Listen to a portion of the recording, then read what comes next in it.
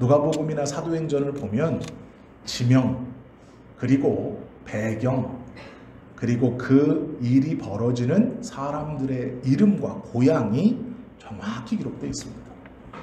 어디에 누구, 그리고 지금은 어느 곳이라는 것이 이 누가복음과 사도행전을 보다 보면 누가는 꼼꼼하게 기록하고 있습니다.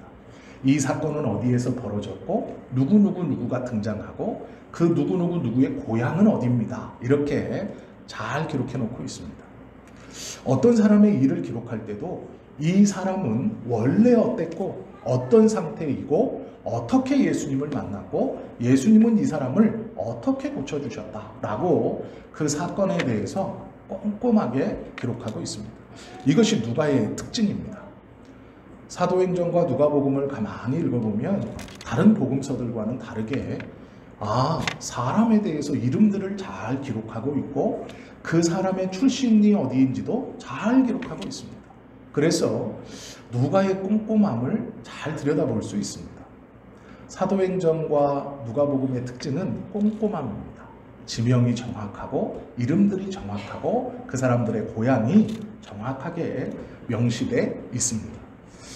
우리가 성경을 함께 읽고 또 하나님의 말씀을 하나님의 말씀으로 받으면서 성경을 읽을 때 주의해야 할 것이 있습니다. 그것이 무엇이냐면 갑자기 돌발적인 내용들, 앞의 것과는 다른 내용들이 한 번씩 기록되어져 있다는 겁니다. 누가복음과 사도행전은 꼼꼼한 누가의 기록입니다. 그런데 어느 순간 이 꼼꼼한 누가가 이름을 생략하고 사건을 생략하고 배경을 생략하고 되어진 일만 쓱 기록한 때가 있습니다. 이때는 좀 자세히 봐야 합니다. 왜 그랬을까? 반대로 쓱 넘어가던 성경의 저자가 갑자기 지역을 기록하고 배경을 기록하고 그 사람의 이름을 기록한다면 이것 또한 눈여겨봐야 합니다. 꼼꼼했던 내용이 갑자기 두리뭉실해진다 라거나 반대로 두리뭉실하게 기록하던 사람이 갑자기 꼼꼼해진다면 이건 이유가 있는 겁니다. 오늘 본문은 이 꼼꼼한 누가가 갑자기 모든 것들을 다 생략해버립니다. 왜 그럴까? 조금 눈여겨봐야 합니다. 자세히 성경을 기록하던 사람이 어떤 사건에 뭉뚱그려서 배경도 없고 저자도 없고 고향도 없이 그냥 툭 떨어뜨려서 이런 일이 있었다 하고 넘어가 버립니다. 그러면 반대로 이 일이 중요하다는 겁니다. 꼼꼼했던 사람이 갑자기 건너뛴다면 이유가 있는 겁니다. 고의적으로 그걸 꼼꼼하지 않게 건너뛰어 기록한 이유가 있습니다. 오늘은 그것을 좀 함께 보려고 합니다. 오늘 본문은 그 내용입니다. 꼼꼼한 누가가 19절부터 보시면 이렇게 말하죠. 그때에 스데반의 일로 일어난 환난으로 말미암아 흩어진 자들이 베니게와 구브로와 안디오까지 이르러 유대인에게만 말씀을 전하는데 그 중에 구브로와 구레네 몇 사람이 안디옥에 이르러 헬라인에게도 말하여 주 예수를 전파하니 주의 손이 그들과 함께 하심에 수많은 사람들이 믿고 주께 돌아오더라. 아무것도 아닌 말 같지만 누가복음이나 사도행전을 깊이 묵상하고 읽었던 성경을 알고 싶고 하나님의 말씀을 깨닫고 싶어 하는 사람들에게 누가의 이 기록은 낯선 기록입니다. 왜 그러냐면 과감하게 다 생략하고 있기 때문에 그렇습니다. 이것을 이상하다 라고 받아들이면 이 안에 누가가 고의적으로 감추어 놓은 의미가 있다라는 것이죠. 20절에 보시면 그 중에 구브로와 구레네 몇 사람이 안디옥에 이르러 헬라인에게도 말하여 주 예수를 전파하니 말씀을 전한 지역이 어디냐면 안디옥입니다. 이 한마디 사도행전 11장 20절의 이 안디옥이라는 말은 안디옥에서 복음이 전하여졌다라는 말은 굉장히 중요합니다. 왜 그러냐면 안디옥 교회의 탄생을 뜻하는 구절이기 때문에 그렇습니다. 안디옥 교회는 예루살렘 교회와 함께 굉장히 중요하고 초대교회에서 굉장히 큰 의미를 갖는 교회입니다. 왜 그러냐면 예루살렘 교회는 예수님의 12명의 사도들이 모여 있었고 유대인 중심으로 구성되어 있었던 교회입니다. 그리고 예루살렘 교회는 구제와 나눔을 참 잘했습니다. 그런데 문제는 예루살렘 교회는 전도하지 않았습니다. 교회가 설립되었는데 그 설립한 사람들이 초대교회의 예수님의 직계 제자들입니다. 사람으로서 나무랄 데가 없죠. 그리고 그 교회 안에 구제를 참 열심히 했습니다. 그리고 교제도 열심히 있었습니다. 그런데 문제는 이들은 전도하지 않았습니다. 선교하지 않았습니다. 왜 그러냐면 유대인 외에는 이 복음을 전할 필요가 없다라고 생각했기 때문입니다. 좋은 교회였지만 전도하지 않고 선교하지 않는 그런 연약함을 갖고 있었던 것이 예루살렘 교회입니다. 안디옥 교회는 조금 다릅니다.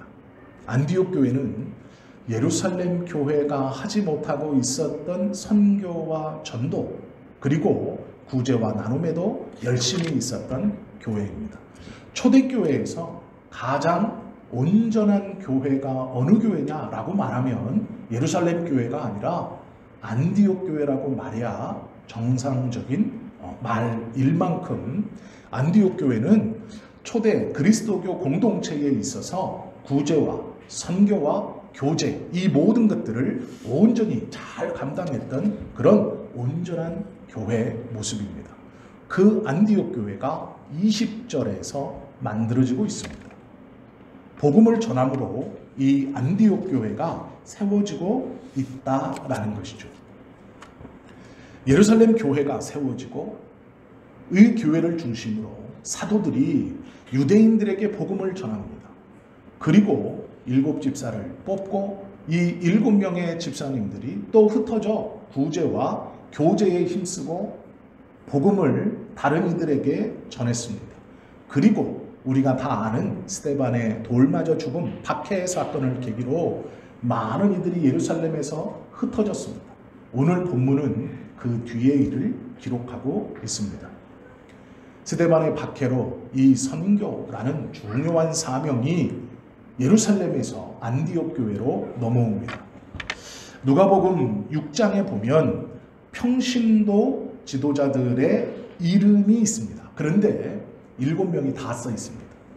우리가 7명의 집사들 중에 이름을 아는 사람은 2명밖에 없죠. 보통 2명입니다. 누구입니까? 돌 맞아 죽은 스데반 그리고 빌립입니다. 이 둘은 거의 알고 있습니다. 7명의 집사님들이 사도행전 6장에 다 기록되어 있는데 우리는 둘밖에 모릅니다. 왜 그러냐면 중요한 사건에 연루되어 있던 사람이 2명이기 때문이죠. 그러면 누가가 사도행전 6장에 2명만 기록하면 됩니다. 중요한 사건에 연루되어 있고 꼭 기억해야 하는 이름들이죠. 그런데 문제는 누가는 꼼꼼한 사람이라 7명을 다 기록해 놓습니다. 누가 뽑혔고 누가 뽑혔고 누가 뽑혔습니다 하고 다 기록해 놓습니다. 그런데 문제는 안디옥 교회의 설립인 이 20절에 안디옥 교회를 설립한 창립자들의 이름은 없습니다. 가만히 생각해 보십시오. 예루살렘 교회에 뽑힌 평신도 대표자 7명의 이름은 누가가 잘 기록해 놓고 예루살렘 교회만큼 중요한 안디옥 교회의 설립자들의 이름을 생략해 놓습니다. 이름을 써놓지 않아요. 어디에서 왔다. 단순히 이렇게만 기록해 놓습니다. 안디옥 교회는 굉장히 중요한 교회입니다. 초대교회의 모든 이방인들의 신앙의 중심이 되었던 것이 이 안디옥 교회입니다. 사도행전은 전반부는 베드로가 주인공입니다. 사도행전을 가만히 읽어보시면 베드로의 사역이 대부분을 이룹니다. 그래서 사도행전 전반부는 베드로가 주인공이고 사도행전 후반부는 우리가 아시는 것처럼 바울이 주인공입니다. 그래서 사도행전을 가만히 읽어보시면 앞의 내용은 대부분 베드로의 사역이 많이 기록되어 있고 뒤로 갈수록 바울의 사역들이 사도행전에는 잘 기록되어져 있습니다. 이 사도행전의 주인공은 물론 하나님이지만 하나님이 들어쓴 사람은 전반부는 베드로, 후반부는 바울입니다. 그리고 우리가 아는 사도행전에 조연이 있습니다. 이 주인공 같지는 않지만 중요한 사람들, 우리가 아는 것처럼 스데반, 빌립, 아나니아라는 사람들이 이 조연들입니다. 하나님의 나라를 이루어가고 그분의 교회가 세워지고 온전한 모양으로 커갈 때 주인공이 베드로와 바울이고 조연이 스데반과 빌립과 아나니아와 같은 사람입니다. 그러면 이런 사람들로 주님의 교회가 이루어지느냐? 그렇지 않죠. 하나님의 교회는 주인공들이 있습니다. 베드로와 바울 같은 사람. 조연들도 있습니다. 아나니아와 빌립과 스데반 같은 사람입니다. 그런데 이름 없는 무명과 같은 사람들이 그 하나님의 교회에는 함께 있습니다. 단역배우처럼 볼 수 있죠. 구레나와 구브로에서 온 몇 사람들이라고만 기록되어져 있는 누군지 알지 못하는 그런 사람들의 일도 기록되어져 있습니다. 구브로는 바나바의 고향입니다. 우리가 다 아시는 것처럼 구레네는 아프리카 지역입니다. 아프리카 지역에서 올라온 이름도 없고 대사도 없고 어떤 행위나 어떤 배경도 기록되어져 있지 않은 몇 명의 사람들이 안디옥에서 복음을 전합니다. 성경을 가만히 보시면 스데반의 박해 이후 사람들이 흩어졌습니다. 여러 곳으로 갔죠. 베게니에도 갔고 구브로에도 갔고 안디옥에까지 왔습니다. 그런데 그 흩어진 사람들이 유대인에게만 복음을 전합니다. 예수의 이 복음은 유대인만 받을 수 있어요. 유대인에게만 전합니다. 왜 그러냐면 베니게와 구브로, 안디옥 이 지역은 이방인의 거주 지역입니다. 예루살렘에서 스데반의 박해를 피해 도망 나온 이 사람들은 기독교인이었고 초기 기독교 공동체의 멤버들이었습니다. 이들이 스데반이 돌 맞아 죽는 것을 경험하고 그리고 스데반뿐 아니라 박해 기독교인들을 예루살렘에서 축출하기 시작했습니다.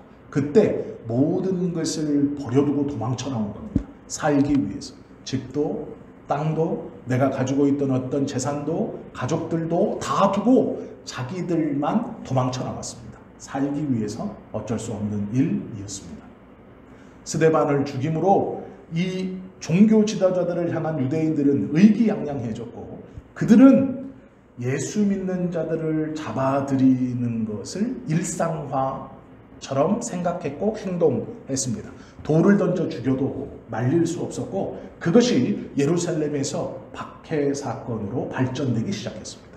사람들은 도망쳤습니다. 당연하죠. 며칠을 도망치거나 몇 달을 도망치거나 내가 잠잠해지면 다시 오게 했는지는 모르겠지만 스데반이 돌맞아 죽음으로 바울이 제사장들에게 가서 내가 스데반의 박해로 이 죽음으로 시작된 박해를 피해 도망친 예수교 이 초기 기독교 공동체의 일원들을 잡아오겠다. 그러니 나에게 문서를 줘라. 내가 이들을 압송해 올 수 있도록 문서를 줘라. 라고 했던 것이 이 박해의 사건 중 일어난 사건입니다. 그만큼 예루살렘 교회에서는 예수 믿는 자들에 대한 박해가 시작됐고 사람들은 도망쳤습니다. 그런데 문제는 예루살렘에 적을 두고 있었고 예루살렘이 고향이고 예루살렘이 배경이었던 사람들이 흩어졌습니다. 그리고 그들은 흩어져 자신들과 동일한 여호와 신앙을 갖고 있는 유대인들에게 예수님을 전하기 시작했습니다. 유대인입니다. 다른 지역으로 도망쳤습니다. 그러면 이들이 어디로 들어갔을까요? 회당으로 들어갔을 겁니다. 예루살렘에서는 예수 믿는 자들을 박해하고 있었지만 아직 예루살렘 밖에까지는 그 일을 공개적으로 하지 못했을 시간입니다. 그들은 박해가 시작되자 도망쳤고 이들이 도망친 그곳에 유대인 공동체를 찾아갔을 겁니다. 왜 그러냐면 이방인들은 유대인을 꺼리고 있습니다. 저것들은 먹는 것이 다르고 저것들은 사는 풍습이 다르고 언어가 다르기 때문에 이방인의 유대인은 꺼리는 사람들입니다. 어울릴 수 없는 사람들입니다. 유대인들은 율법이라는 것을 지키면서 이방인들이 먹고 마시고 생활하는 것들을 비난하고 비판합니다. 너희들은 잘못됐다라고 지적했던 사람들입니다. 그러므로 도망친 유대인들은 유대인 공동체에 흘러들어갔습니다. 그리고 거기서 예수님을 유대인에게만 전합니다. 그럴 수밖에 없죠. 그것이 정상적인 일입니다. 이것 또한 대단한 믿음이죠. 내가 믿음을 가지고 고향에서 쫓겨 아니 피해 목숨의 보전을 위해서 모든 것을 두고 도망쳐 나왔습니다. 그리고 도망쳐 나온 곳에서 자신들과 같이 여호와 신앙을 섬기는 유대인 공동체에 들어가 예수 믿는 자가 아닌 것처럼 행동한 것이 아니라 그 안에 들어가 예수님을 전하기 시작했습니다. 대단한 겁니다. 놀라운 것이죠. 그러나 성경은 그들의 일을 뭐라고 기록하느냐? 유대인에게만 복음을 전했다라고 말합니다. 예수님을 유대인에게만 소개한 것이죠. 그런데 그 중에 이름이 기록되어져 있지 않은 사람들이 이방인에게 복음을 전했습니다. 이것이 중요한 일인데 이것은 더 큰 각오와 더 큰 결단이 필요한 일입니다. 왜 그러냐면 이들의 고향이 구브로와 구레네입니다. 아프리카입니다. 예루살렘 본토가 아닙니다. 우리가 이 사건을 잘 한번 묵상해 보시면 이게 무슨 말인지 이해가 되십니다.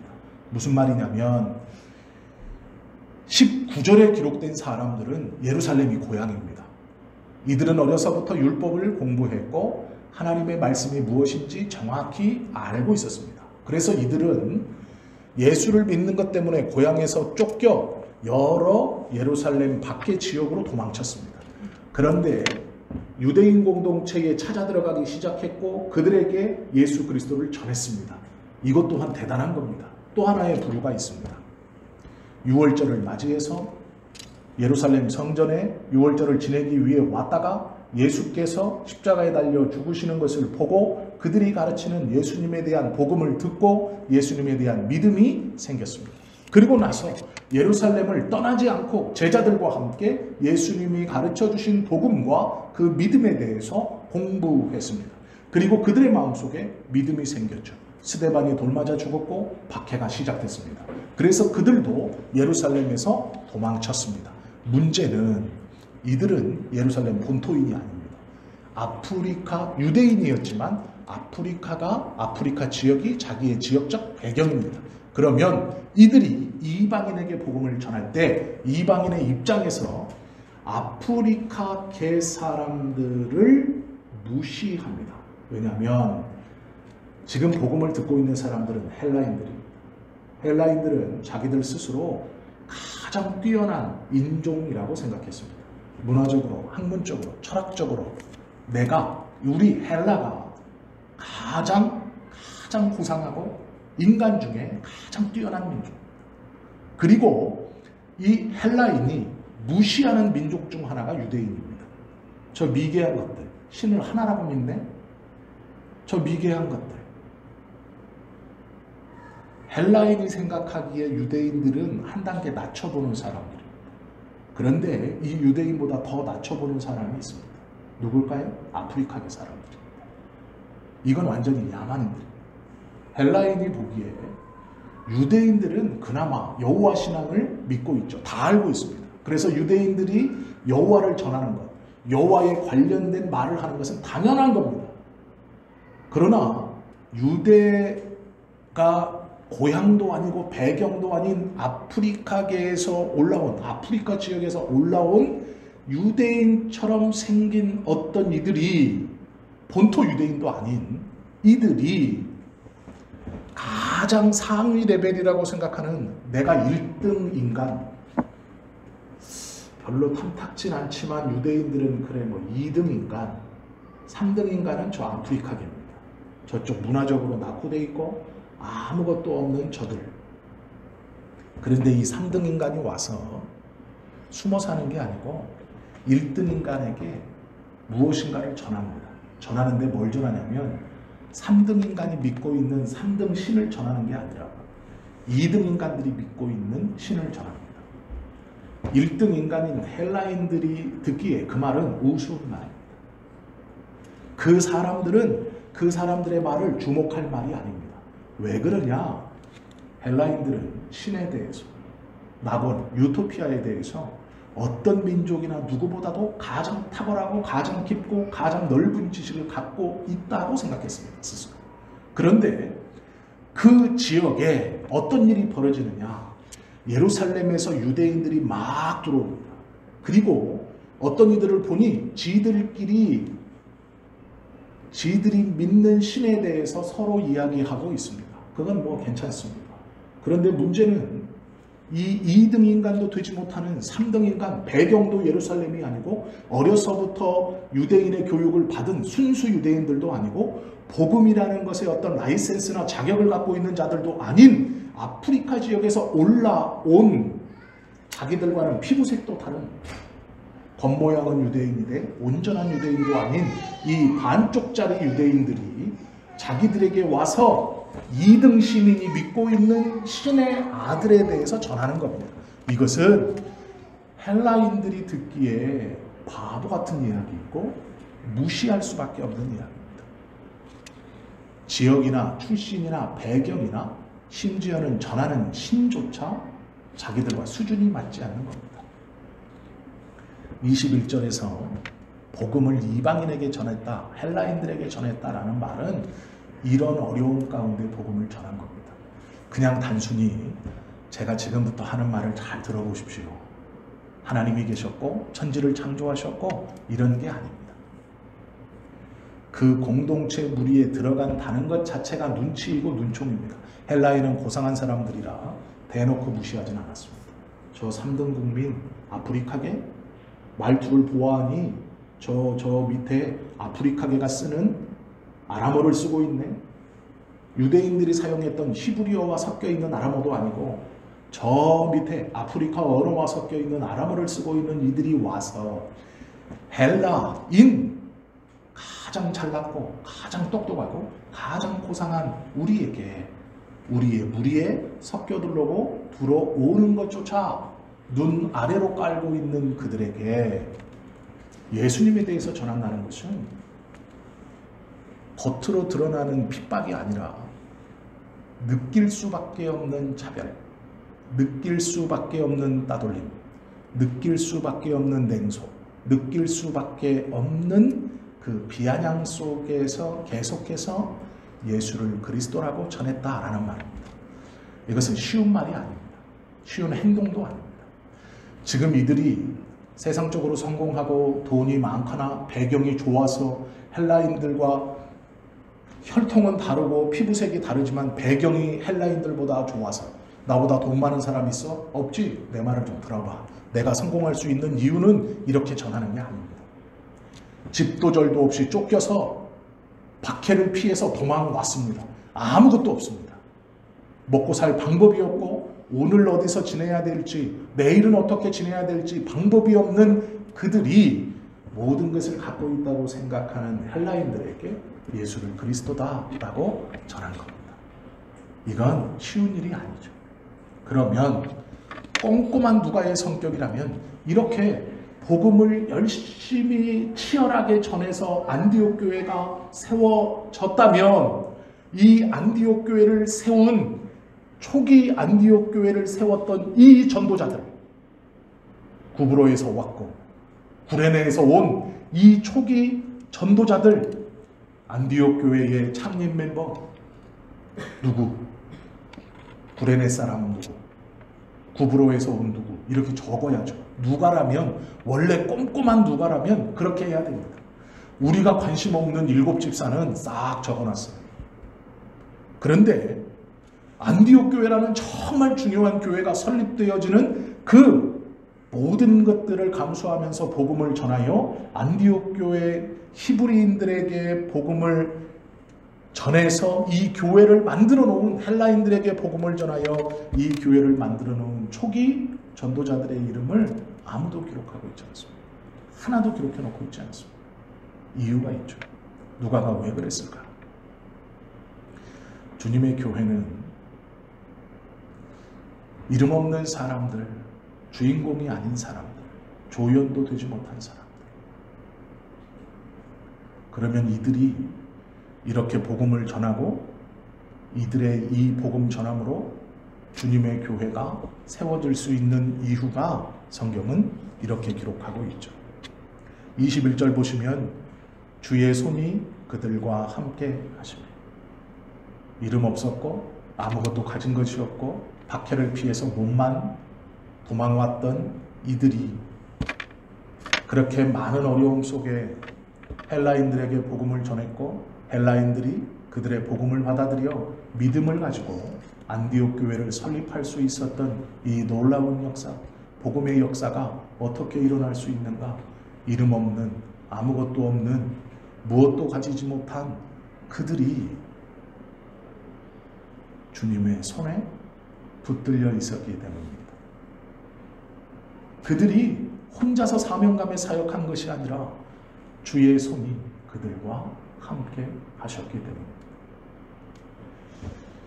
교회가 설립되어지는, 교회가 교회처럼 모양을 갖추고 가는 일에 중요한 것이 무엇인가? 이름 있는 주인공들, 베드로가 담임 목사가 되면, 바울이 담임 목사가 되면 아닙니다.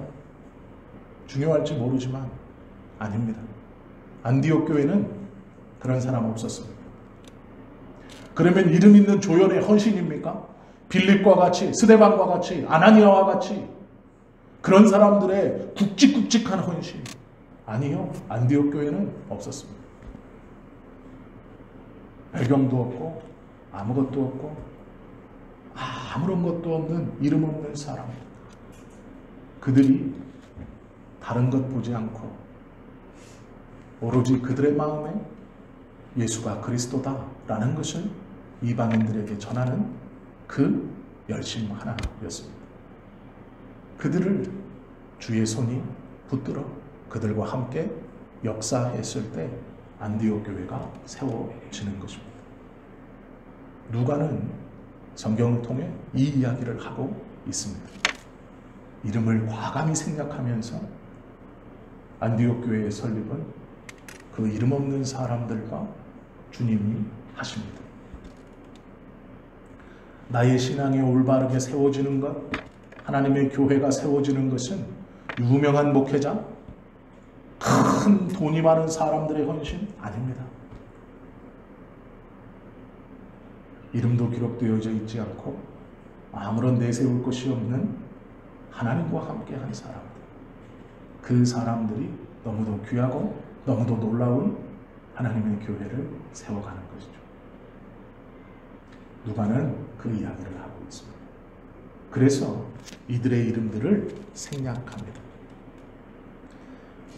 내세울 것 없는 이름 없는 교회, 큰 건물이 없고 많은 돈은 없지만 이러한 성도들이 모여있는 교회가 하나님께서 기뻐하시는 교회입니다. 그리고 하나님이 세워져 가시고 원하시는 교회의 모습입니다. 제가 삼천포에 있을 때 어느 날 국회의원이 예배를 드리러 왔습니다. 그런데 이분이 그냥 온 게 아니라 신앙생활을 하고 싶다라고 해서 왔습니다. 큰 교회들이 많았지만 그 교회를 다녀보니 청탁이 그렇게 들어옵니다. 그래서 이 목사님이 예배 시간에 우선 소개를 시켜주지 않고 예배를 드리고 상담을 한 후에 광고를 했습니다. 성도님들께 광고를 하나 드리는데 어떤 국회의원이 저희 교회에 신앙생활을 하시겠다고 예배에 참석했습니다. 그런데 부탁을 드립니다. 청탁하지 마십시오. 성도로 대해 주십시오.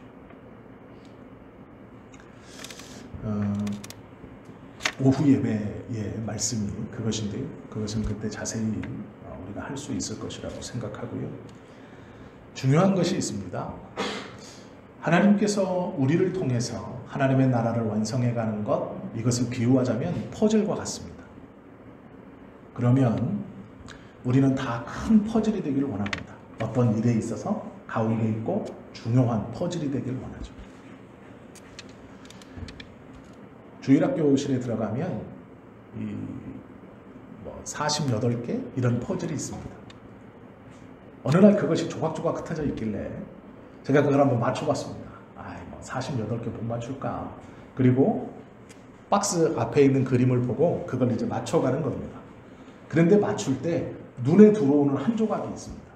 그 조각이 뭐냐면 제일 찾기 쉽고 이 구석에 있거나 그림에서 제일 찾기 쉽고 뚜렷한 조각, 그것을 그 위치에다 딱 놓고 그 홈과 색깔이 비슷한 걸 맞춰가면 어느새 퍼즐을 금방 맞출 수 있습니다. 특별히 어떤 그림을 맞출 때 큰 조각이 하나 있다면 그 큰 조각을 제일 먼저 놓고 그 뒤로 작은 조각들을 맞춰가면 되죠. 우리는 다 큰 조각이 되길 원하죠. 그런데 중요한 게 있습니다. 큰 조각이 중요한 게 아니라 하나님의 나라에서는 신실한 조각이 중요한 겁니다. 조각의 크기는 하나님이 결정하는 겁니다. 누구는 베드로처럼 쓰임받을 수 있죠. 사도행전 전반부의 주인공입니다. 누가 봐도 주인공. 그리고 스데반처럼 쓰임받을 수 있죠. 누가 봐도 조연 중에 탑입니다. 그럴 수 있죠. 그러나 우리들은 이름 없는 그냥 경기도 사람, 서울 은평구 사람, 이럴 수 있습니다. 그런데 문제는요, 어떤 조각 크기는 하나님이 결정하시지만 신실함은 다릅니다. 어떤 조각의 그 모양 크기 아니에요. 신실한 조각이 되면 됩니다. 하나님이 원하시는 것은 신실한 조각입니다.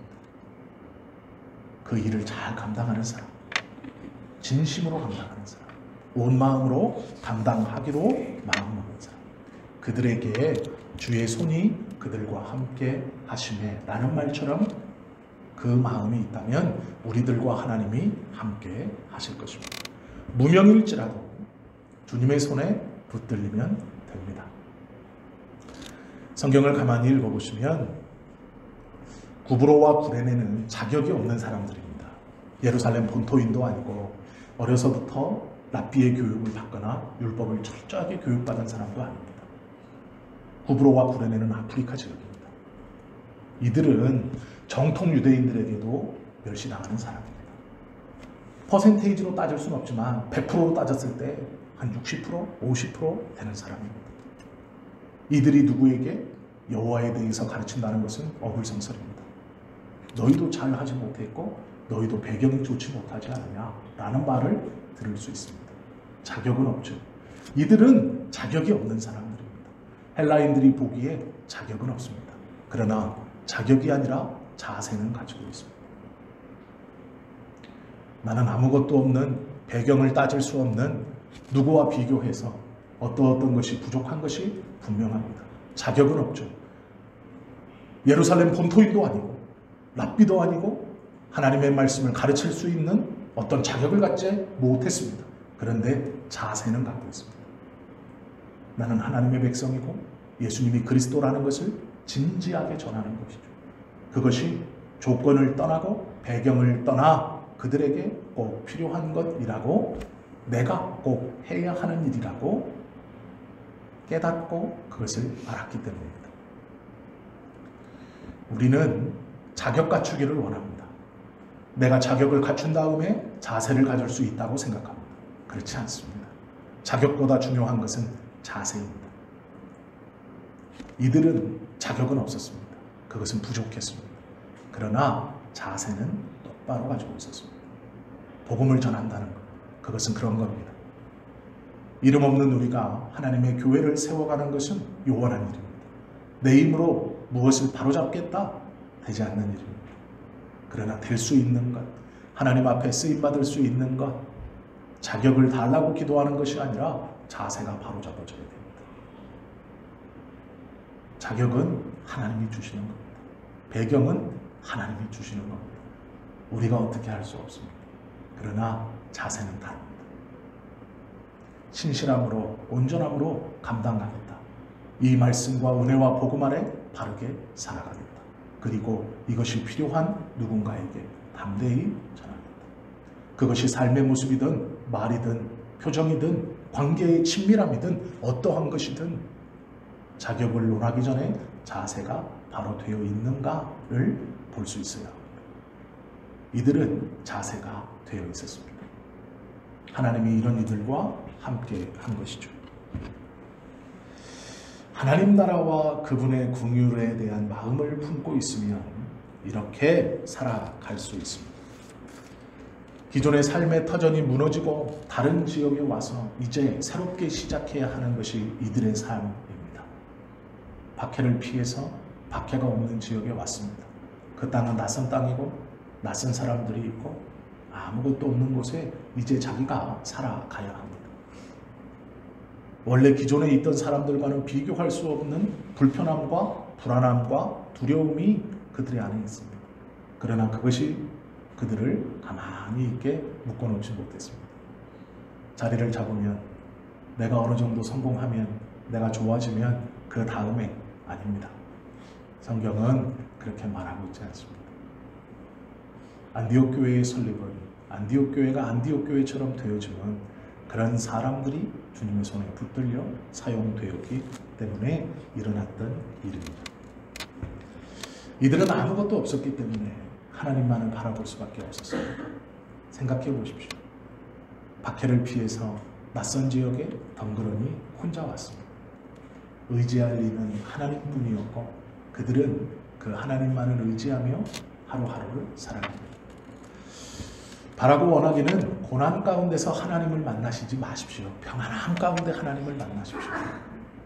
우리가 고난 가운데서 하나님을 만나는 것이 복이라고 고백하지만 평안함 가운데서 하나님을 만나십시오. 평안함 가운데서 하나님을 주목하십시오.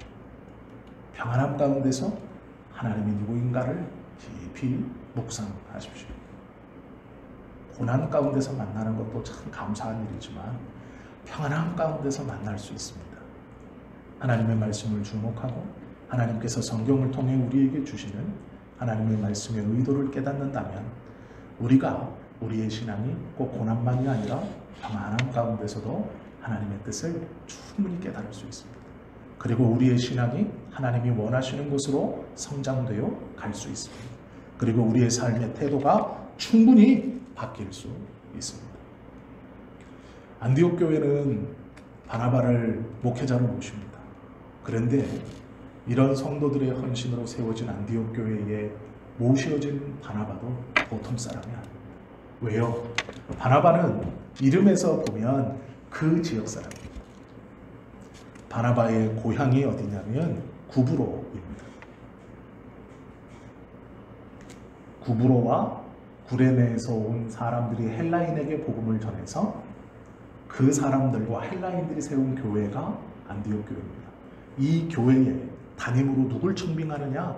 구브로, 요 헬라인 본토인도 아니고 저 아프리카계 구브로에서 올라온 바나바를 목회자로 세웁니다. 그런데 이 바나바가요, 신앙의 전통을 잘 받았습니다. 지금 우리 안에 예배하는 우리 아이들이 있죠. 이 아이들이 큰 교회, 화려한 교회 아니요.